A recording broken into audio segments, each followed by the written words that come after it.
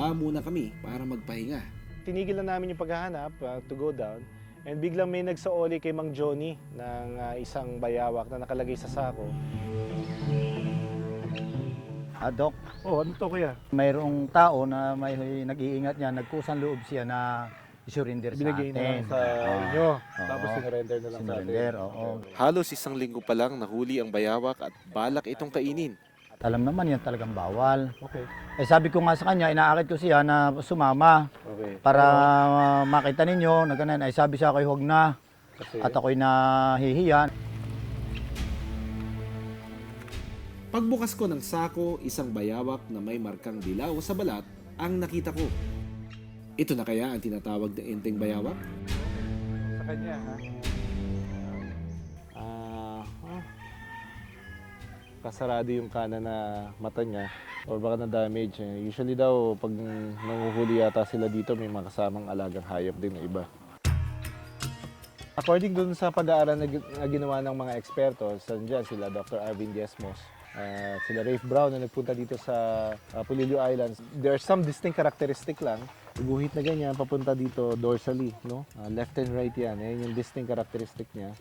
At yung kanyang mga markings sa snout, speckles of yellow daw, at yung nandito sa kanyang mata.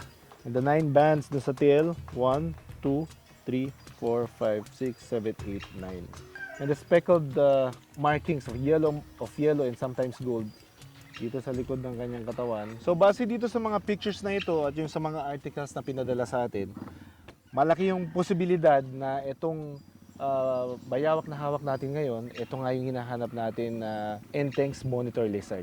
Pero para malaman natin at masigura natin na ito na ngayon, ikukonsulta pa natin dun sa mga dalubhasa na naggagawa ng pag-aaral dito. Bukod sa mga marka sa katawan ng bayawak, may napansin pa ako. Dito sa bandang abdomen niya may kakaiba tayo na observe, no? Parang mga ticks, no? Parang external parasites. So wild animals, they also can get external parasites available for them in the wild. No? Spray natin ng alcohol para mas madali natin matanggal yung ating Ang ganitong klase ng kuto ay sa ganitong bayawak lang kumakapit. Ibig sabihin, hindi ito kakapit sa aso, maging sa tao. Pero kailangan pa rin tanggalin dahil delikado ito para sa bayawak. The markings are the camouflage doon sa kulay mismo nitong sa abdomen. So may makikita tayo na may black and yellow markings nung parasite, no? Talagang it blends naturally doon sa kulay na meron itong bayawak na ito. Base doon sa ginawa nating check-up sa kanya, no? Makita naman natin malakas siya. May konting parasite pero natanggalan natin. Medyo may onting opacity lang sa kanyang kaliwang mata pero it will heal in time. So yung wild instincts niya nasa kanya intact pa rin para ma-release back into the wild. Hahanap tayo ng lugar dito kung saan natin siya pwedeng ibalik.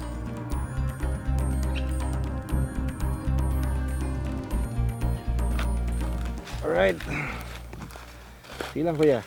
So itong lugar na napupuntahan natin, napili natin, medyo malayo na siya doon sa tirahan ng mga tao. So pakawalan natin siya dito.